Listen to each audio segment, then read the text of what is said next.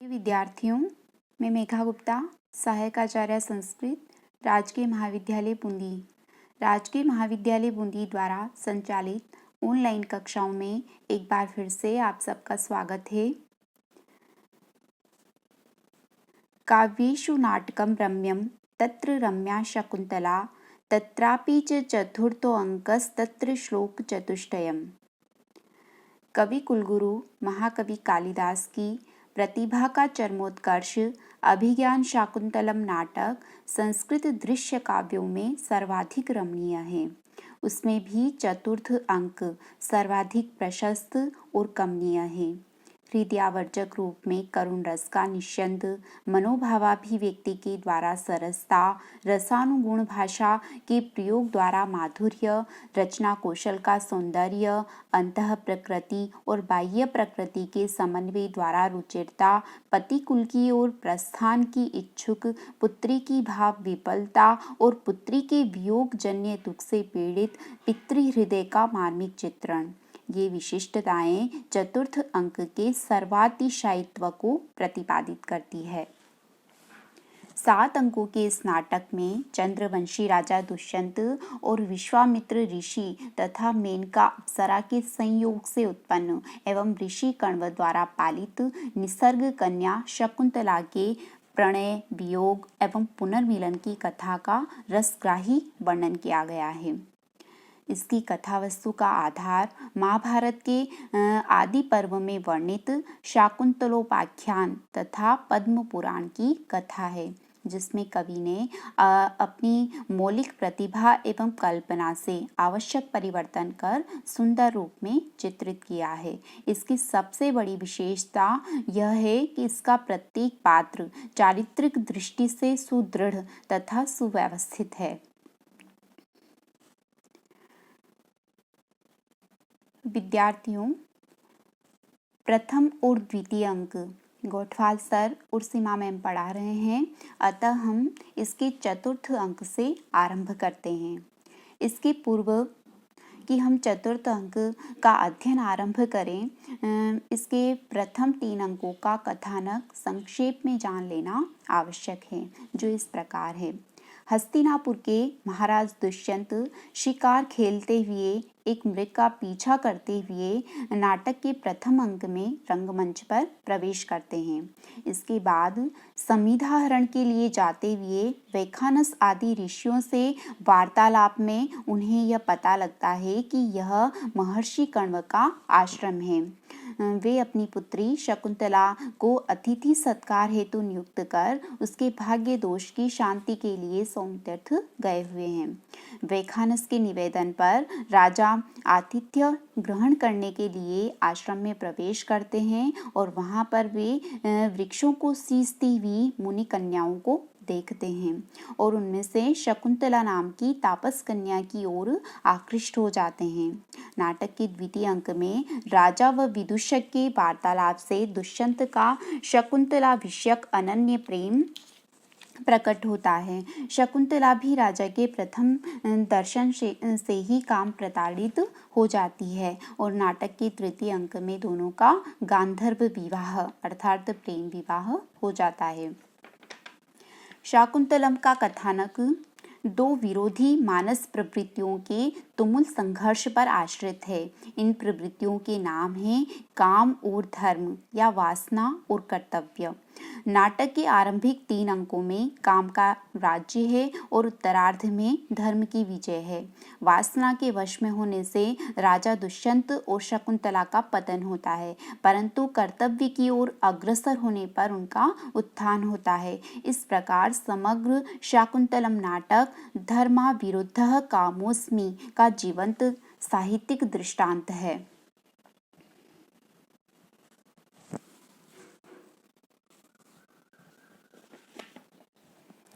चतुर्थ अंकः ततः प्रविशतः कुसुमावचयं नाट्यन्तो सख्यौ। ततः तदनंतर तत्पश्चात उसके बाद कुसुमावचयम, कुसुम प्लस अवचयम दीर्घ संधि है, अकसवर्णी दीर्घ या कुसुमानाम अवचयम कुसुमावचयम। कुसुमानाम अवचयम फूलों के अवचय, अवचय यानी चयन, फूलों के चयन का, पुष्पों के चयन का, फूलों को चुनने का, नाट्यंतो, नाट्यंतो नाटक करती भी, अभिनय करती भी,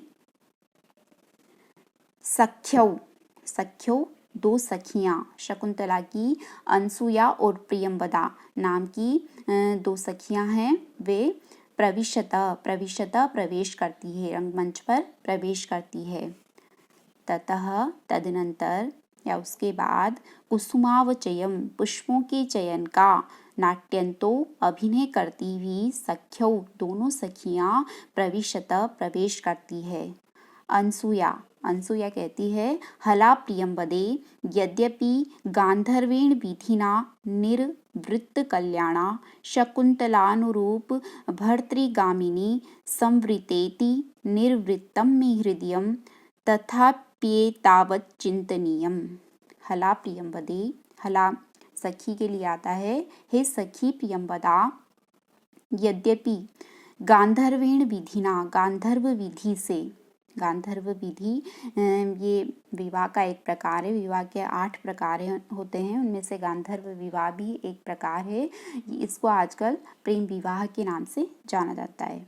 यद्यपि गांधर्वेण विधिना, यद्यपि गांधर्व विधि से, निर्वृत्त कल्याणा, निर्वृत्त कल्याणा, निर्वृत्तम कल्याणम, कल्याणम यानी विवाह मंगल रूप मनोरथ सिद्धि यस्या सा निर्वृत्त कल्याणा, प्राप्त कर लिया है, कल्याण यानी सौभाग्य को जिसने, अर्थात निर्वृत्त कल्याणा का अर्थ होता है सफल मनोरथ हुई। गांधर्वेण विधिना, गांधर्व विधि से विवाहित होकर निर्वृत्त कल्याणा सफल मनोरथ हुई, शकुंतला अनुरूप भर्तृगामिनी, अनुरूप अपने अनुरूप, अपने योग्य, भर्तृ, भर्ता कहते हैं स्वामी पति को, गामिनी प्राप्त करने वाली, अपने योग्य पति को प्राप्त करने वाली, अपने अनुरूप पति को प्राप्त करने वाली, संवृत्ता प्लस इति, संवृत्तेति गुण संधि है, आद्गुणः सूत्र से, संवृत्ता हो गई है, बन गई है, इति इस कारण से, अतः मे हृदयम मेरा हृदय, निर्वृत्तम, निर्वृत्तम, निर्वृत्त का अर्थ होता है चिंता रहित है, अतः मेरा हृदय चिंता रहित हो गया है। तथापि प्लस एतावत प्लस चिंतनीयम, तथापि प्लस एतावत, यहाँ पर तो इको अंश से यन संधि है, और एतावत प्लस चिंतनीयम यहाँ पर स्तुश्चुनाश्च से शुत्व संधि है। तथापि फिर भी, एतावत इतना तो चिंतनीय है, विचारणीय है। हला प्रियंवदे, हे सखी प्रियंवदा, यद्यपि गांधर्वेण विधिना, यद्यपि गांधर्व विधि से, निर्वृत्त कल्याणा, निर्वृत्त कल्याणा विवाहित होकर सफल मनोरथ हुई, शकुंतला अनुरूप भर्तृगामिनी संवृत्ता, अनुरूप भर्तृगामिनी अपने योग्य पति को प्राप्त करने वाली संवृत्ता हो गई है, इति अतः मे हृदयम निर्वृत्तम, मेरा हृदय चिंता रहित हो गया है। तथापि फिर भी, एतावत चिंतनीयम, एतावत इतना चिंतनीयम विचारणीय है। तो प्रियंवदा कहती है कथमिव, कथमिव वह क्या, क्या विचारणीय है, क्या चिंतनीय है। अब तो अनसुया कहती है अद्य स राजर्षि रिष्टिम परिसमाप्य ऋषिभिर्विसर्जित आत्मनो नगरं प्रविश्यान्तः पुरसमागत इतो गतं वृत्तान्तं स्मरति वा न वेति। अद्य स राजर्षि, राजर्षि प्लस इष्टिम, र का विसर्ग हो जाएगा, ऋतु विसर्ग संधि है, परिसमाप्य प्लस ऋषि भी प्लस विसर्जित, परिसमाप्य प्लस ऋषि भी, यहाँ पर गुण संधि है आद्गुण सूत्र से, और ऋषि भी यहाँ पर र का विसर्ग हो जाएगा और ऋतु विसर्ग संधि, ऋषि भी प्लस विसर्जित। प्रविश्यांत पुरसमागत, यहाँ पर प्रविश्य प्लस अंतः पुरसमागत, दीर्घ संधि है, वेति वा प्लस इति गुण संधि।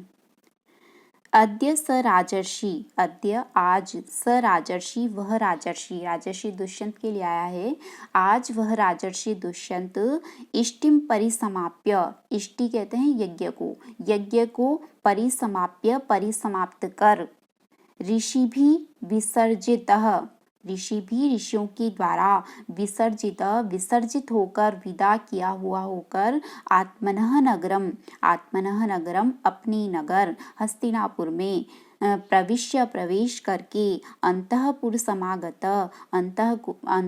में समागत प्राप्त होकर, अंतःपुर में पहुंचकर, इतो गतम वृत्तांतम, इतो गतम, इतः मतलब यहाँ पर, गतम मतलब घटित हुए, यहाँ की घटित वृत्तांत घटना को, यहाँ की घटित घटना को अर्थात अपने गांधर्व विवाह को, शकुंतला के साथ अपने प्रेम विवाह को स्मरण रखेगा, वा अथवा न वा इति, अथवा नहीं, याद रखेगा अथवा नहीं।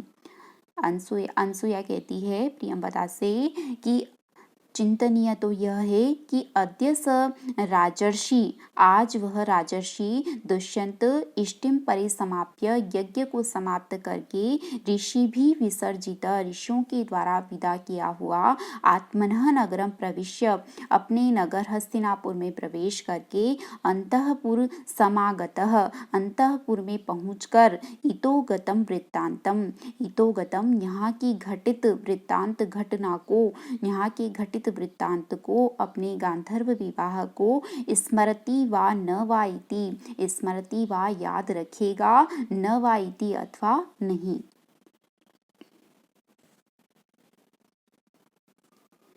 तब प्रियंवदा कहती है विश्रब्धा भव, विश्वास रखो, आश्वस्त रहो, न तादृशा आकृतिर्विशेषा गुण विरोधिनो भवन्ति, तादृशा विशेषा आकृति, तादृशा उस प्रकार की, वैसी,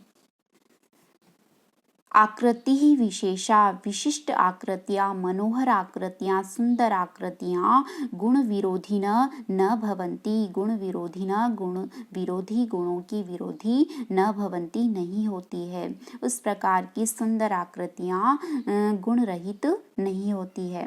यहाँ पर प्रियंवदा के कहने का भाव यह है कि राजा दुष्यंत आकृति से अत्यंत सुंदर हैं, अतः उन्हें गुणवान भी होना चाहिए। इसी भाव को व्यक्त करने वाली सूक्तियाँ संस्कृत वाङ्मय में अन्यत्र भी प्राप्त होती है। बृहत् संहिता में वराह मिहिर कहते हैं प्रायो विरूपासु भवन्ति दोषा यत्राकृतिस्तत्र गुणा वसन्ति, और मृच्छकटिकम में भी इसी भाव को व्यक्त करते हुए शूद्रक कहते हैं न ह्याकृति सुसदृशम विजहाति वृत्तम। दश कुमार चरितम में आचार्य दंडी भी यही कहते हैं से यमाकृतिर न व्यभिचरति शीलम। उक्त सभी सूक्तियों का आशय यह है कि सुंदर आकृति तथा सद्गुण सदैव साथ साथ रहते हैं, अतः दुष्यंत जैसे सुंदर आकृति वाले व्यक्ति के विषय में किसी भी प्रकार की प्रवंचना या विस्मरण आदि की आशंका नहीं करनी चाहिए। तो न तादृशा आकृतिर्विशेषा गुण विरोधिनो भवन्ति, उस प्रकार की अर्थात दुष्यंत जैसी मनोहर आकृतियाँ, सुंदर आकृतियाँ गुण विरोधिना, गुण रहित न भवन्ति नहीं होती है। तात इदानी मिमं वृत्तान्तं श्रुत्वा न जाने किम प्रतिपत्स्यत इति। तात पिताजी, पिता कण्व, पिताश्री कण्व, इदानीम इस समय, अब, इमं वृत्तांतम श्रुत्वा, इमं वृत्तांतम इस वृत्तांत को, श्रुत्वा सुन करके, इस गांधर्व विवाह की बात को सुन करके, न जाने में नहीं जानती, किम प्रतिपत्स्यत, किम क्या, प्रतिपत्स्यत करेंगे, क्या करेंगे। तात पिता कण्व, इदानीम अब, इमं वृत्तांतं श्रुत्वा, इस बात को, इस घटना को सुनकर न जाने किम प्रतिपत्स्यत, क्या करेंगे, न जाने क्या करेंगे। विचारणीय तो यह है, चिंतनीय तो यह है। तब अनसुया कहती है, यथा हम पश्यामि तथा तस्यानुमतं भवेत्। यथा प्लस अहम दीर्घ संधि है और तस्य प्लस अनुमतम, यहाँ पर भी दीर्घ संधि है। यथा अहम पश्यामि, यथा जैसा कि, जैसा अहम पश्यामि मैं देखती हूँ, मैं समझती हूँ, मैं सोचती हूँ, तथा उसके अनुसार तस्य अनुमतम भवेत्, तस्य उनको अनुमत भवेत होगा। यह वृत्तांत, यह गांधर्व विवाह, दुष्यंत के साथ शकुंतला का यह प्रेम विवाह उन्हें अनुमत होगा, उन्हें स्वीकार्य होगा। यथा अहम पश्यामि, जैसा मैं देखती हूँ, तथा उसके अनुसार तो यह तस्य अनुमतम भवेत, यह उन्हें अनुमत होगा, स्वीकार्य होगा। प्रियंवदा कहती है, कथम इव, यह कैसे होगा। तो अनसुया कहती है, गुणवती कन्यका प्रतिपादनीयेत्ययं तावत् प्रथमः संकल्प। गुणवती कन्यका प्रतिपादनीया इति अयं तावत् प्रथमः संकल्प। गुणवती, गुणवान व्यक्ति को, गुणशाली को, योग्य व्यक्ति को कन्या प्रतिपादनीया देनी चाहिए। इति अयम तावत्, इति अयम यह तो, प्रथम संकल्प, प्रमुख धारणा, प्रमुख विचार होता है। माता पिता का यह प्रमुख विचार होता है, या गुणवान को कन्या देनी है, यह तो तात गणव का पहले से ही संकल्प है, या उनकी प्रमुख धारणा है। तम यदि देवमेव संपादयति नन्व प्रयासेन कृतार्थो गुरुजन। तम यदि उस कार्य को देवम एव संपादयति, देव यानी भाग्य ही संपादित कर देता है, भाग्य ही पूर्ण कर देता है, भाग्य ही सिद्ध कर देता है। ननु अप्रयासेन गुरुजन कृतार्थ, तो तब तो अप्रयासेन, बिना प्रयास के ही, गुरुजन यानी माता पिता, कृतार्थ कृतः अर्थ यस्य स कृतार्थ, जिनका अर्थ यानी प्रयोजन सिद्ध हो गया है, सफल मनोरथ वाले। कृतार्थ से तात्पर्य है सफल मनोरथ हो जाते हैं। तम यदि उस कार्य को देवम एव संपाद्यति, भाग्य ही पूर्ण कर देता है, तो गुरुजन अर्थात माता पिता बिना प्रयास के ही, अप्रयासेन बिना प्रयास के ही कृतार्थ हो जाते हैं, सफल मनोरथ हो जाते हैं। तब प्रियंवदा कहती है, पुष्प भाजनम विलोक्य, पुष्प भाजनम फूलों के पात्र को, फूलों की टोकरी को विलोक्य देखकर, सखी औचितानि बलिकर्म पर्याप्तानि कुसुमानि, सखी है सखी, बलिकर्म पर्याप्तानि कुसुमानि औचितानि, बलिकर्म यानी पूजा कार्य के लिए पर्याप्त कुसुमानि फूल पुष्प, औचितानि चुन लिए गए हैं। बलिकर्म पूजा कार्य के लिए पर्याप्त कुसुमानि औचितानि पुष्प चुन लिए गए हैं। अनसुया कहती है, ननु सख्या शकुंतलाया सौभाग्य देवता अर्चनीया। ननु सख्या शकुंतलाया, ननु निश्चय ही, सख्या शकुंतलाया, सखी शकुंतला के सौभाग्य देवता अर्थात पतिदेव अथवा भगवती पार्वती की भी अर्चनीया पूजा करनी है, इसलिए ये फूल अपर्याप्त होंगे। प्रियंवदा कहती है, युज्यते ठीक है।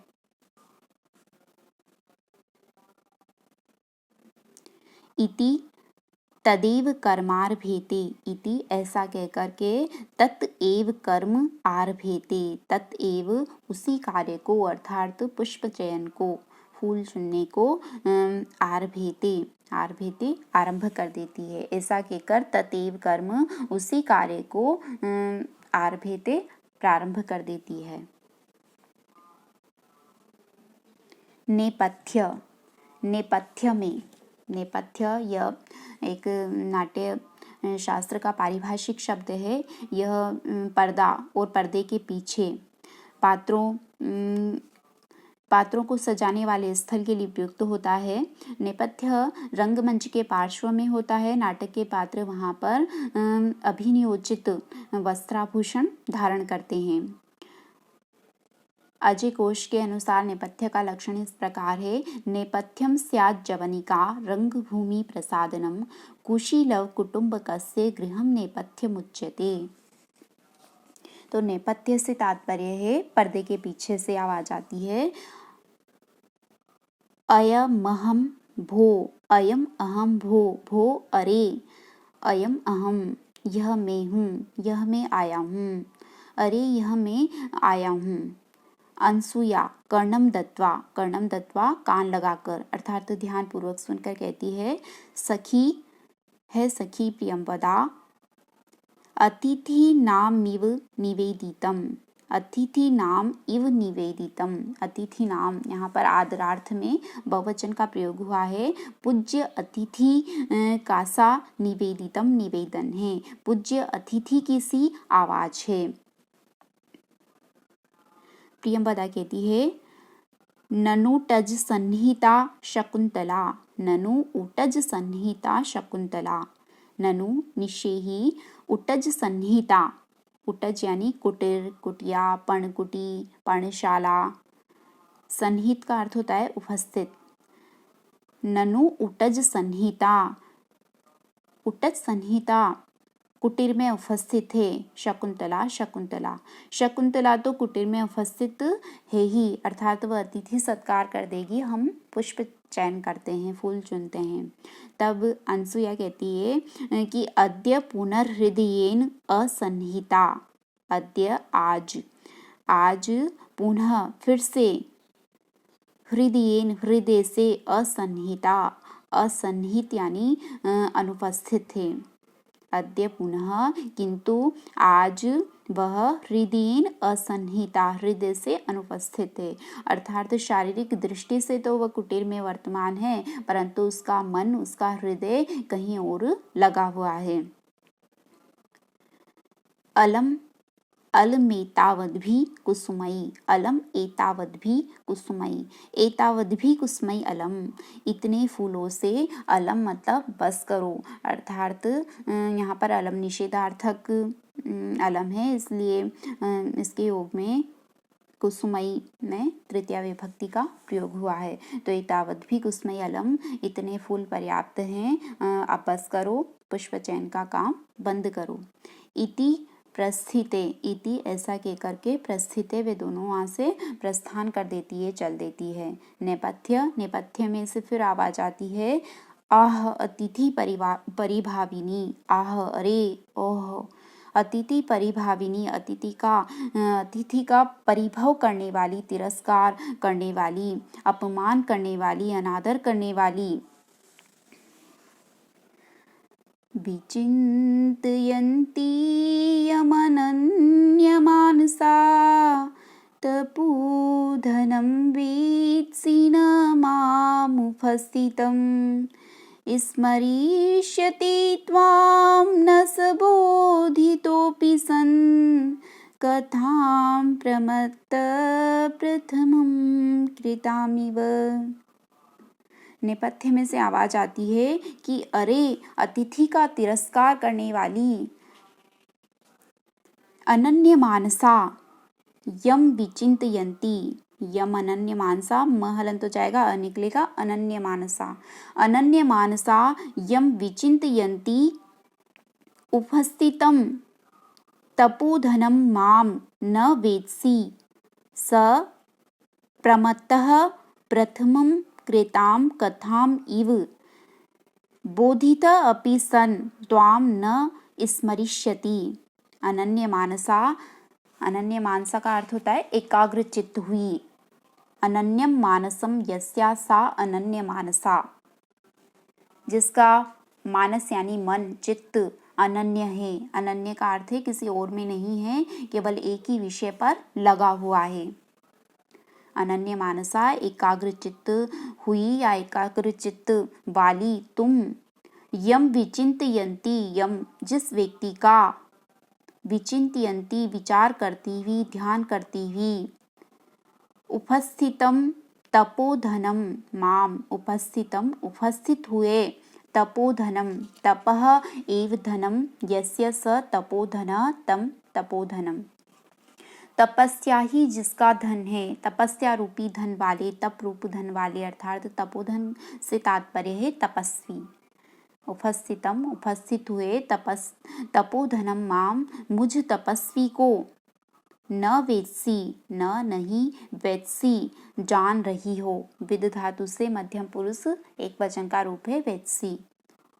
विद धातु ज्ञानार्थक है, तो न वेत्सी नहीं जान रही हो।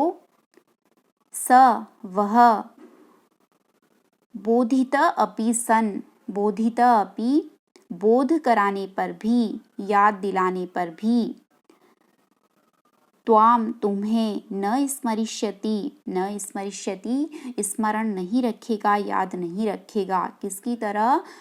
प्रमत्तः प्रथमम कृताम कथाम इव। प्रमत्तः, प्रमत्त का अर्थ होता है पागल, विक्षिप्त, प्रमादी, उन्मत्त।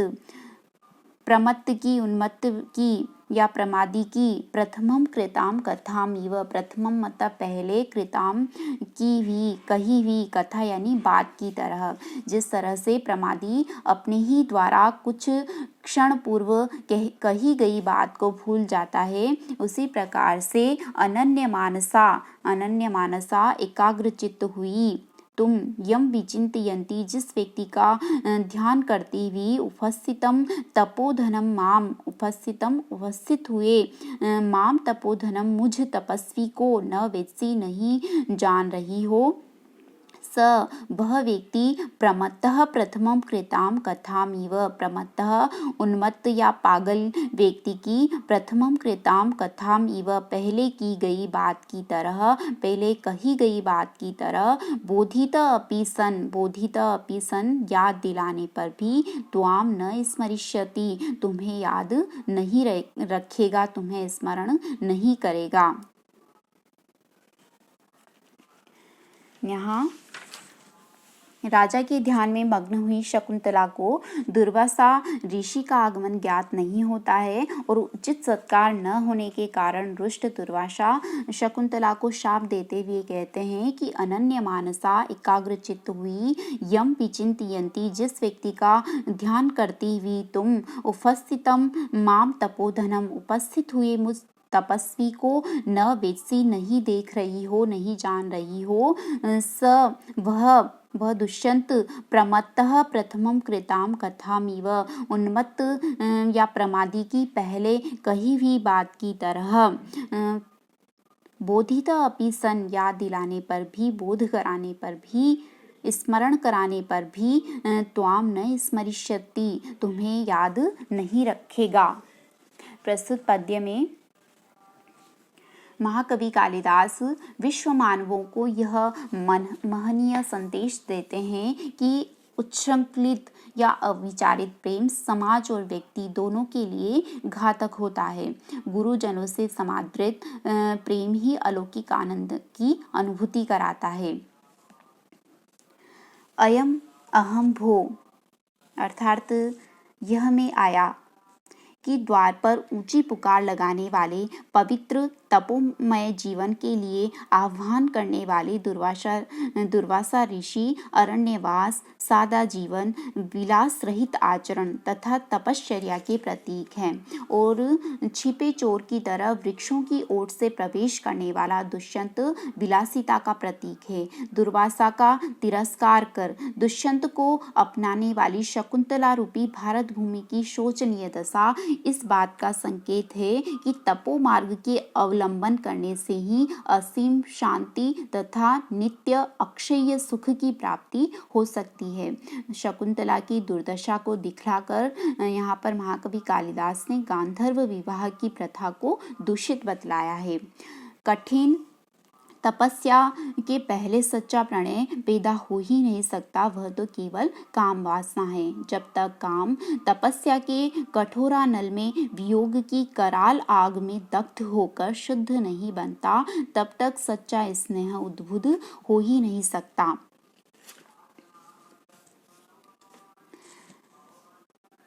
संसार के लिए कालिदास का यह मनोहर संदेश विशेष रूप से उपादेय है और अपने जीवन में सब लोगों को इसको चरितार्थ करना चाहिए। इस संदेश को हम 3 तकारादि शब्दों में प्रकट कर सकते हैं: त्याग, तपस्या और तपोवन। विश्व की शांति भंग करने वाली वस्तु का नाम स्वार्थपरायणता है। समस्त जातियां यहाँ शुद्र स्वार्थ की सिद्धि में निरत दिखाई पड़ती है। भयानक संघर्ष का यही निदान है। इसका निवारण त्याग और तपस्या की साधना के बिना कथमपि संभव नहीं है। इस प्रकार कालिदास की दृष्टि में काम तथा धर्म के परस्पर संघर्ष में हमें काम को दबाकर उससे धर्मानुकूल बनाना ही पड़ेगा। जगत का कल्याण इसी साधना में निहित है।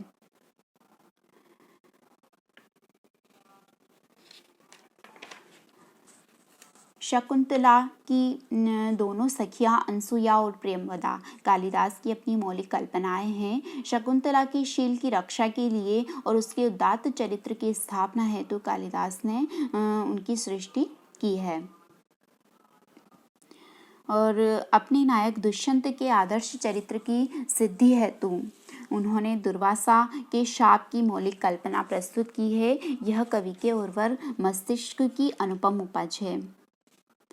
महाभारत का दुष्यंत जानबूझकर शकुंतला का प्रत्याख्यान कर देता है और कालिदास ने दुर्वासा के शाप की उद्भावना करके दुष्यंत के चरित्र का परिमार्जन कर उसे आदर्श की पीठिका पर सम्मान स्थापित किया है और दुष्यंत को हमारे घृणामय व्यवहार और क्रोधपूर्ण व्यवहार से बचा लिया है।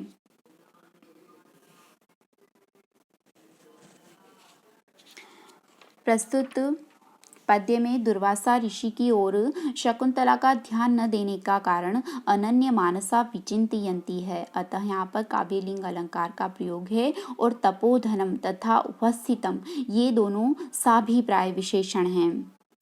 सामने उपस्थित अतिथि को भी न देखना और उसकी बात न सुनना बहुत बड़ा अपराध है और कोई सामान्य अतिथि भी नहीं अपितु विग्रह और अनुग्रह अर्थात वरदान देने और अभिशाप देने में समर्थ अत्युत्कृष्ट तपस्वी दुर्वासा ऋषि है। यहाँ पर तो यहाँ पर साभिप्राय विशेषणों का प्रयोग हुआ है, अतः परिकर अलंकार है। और कथाम प्रमत्तः प्रथमम कृतामिव इस अंश में पूर्ण उपमा अलंकार का चमत्कार भी दर्शनीय है।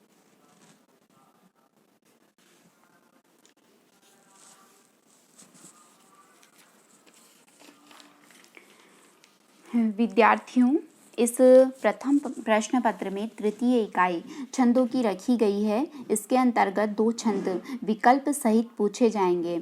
छंदों का लक्षण एवं उदाहरण आपको संस्कृत में देना है। छंदों के उदाहरण अभिज्ञान शाकुंतलम नामक नाटक के ही मान्य होंगे। अतः इस दृष्टि से प्रस्तुत पद्य वंशस्थ छंद के उदाहरण रूप में याद किया जा सकता है। इसका लक्षण है वंशस्थ छंद का जतौ तु वंशस्थ मुदीरितम जरौ। वंशस्थम उदीरितम, वंशस्थम वंशस्थ छंद उदीरितम कहा गया है। किसको कहा गया है? जतौ, जैसे जगण, तौ से तगण, जैसे जगण और रौ से रगण। जगण तगण जगण रगण इस क्रम से प्रत्येक चरण में 12 वर्ण होने को वंशस्थ छंद कहा गया है। इसका उदाहरण है प्रस्तुत पद्य विचिन्तयन्ती यमनन्यमानसा तपोधनं वेत्सि न मामुपस्थितं स्मरिष्यति त्वां न स बोधितोऽपि सन् कथां प्रमत्त प्रथमं कृतामिव। इसका प्रथम चरण देखते हैं। विचिन्तयन्ति यमनन्य मानसा। विचिन्तयन्ति, वी में ह्रस्व इकार है इसलिए लघु, ची में भी ह्रस्व इकार है किंतु बाद में संयुक्त वर्ण आ रहा है इसलिए लघु गुरु हो जाएगा। और त में अ है, अ को ह्रस्व माना जाता है, लघु ह्रस्व है इसलिए लघु। तो लघु गुरु लघु यानी जगण, ज भान जगण। फिर है य ह्रस्व अ है इसलिए लघु है लेकिन बाद में संयुक्ताक्षर आ रहा है इसलिए लघु गुरु हो जाएगा, तो गुरु। टी दीर्घ ई है इसलिए गुरु, य में अ है, लघु। गुरु गुरु लघु तगण है, ताराज। म में अ है इसलिए लघु, न में भी अ है लेकिन बाद में संयुक्त वर्ण आ रहा है इसलिए लघु गुरु हो जाएगा।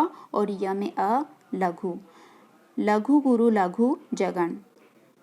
मा आ है, आ को गुरु माना जाता है, न में अ लघु और सा में आ गुरु। गुरु लघु गुरु राजभा रगण। इस तरह से यहाँ चारों ही चरणों में जगण तगण जगण रगण इस क्रम से 12-12 वर्ण हैं इसलिए यह वंशस्थ छंद का उदाहरण है।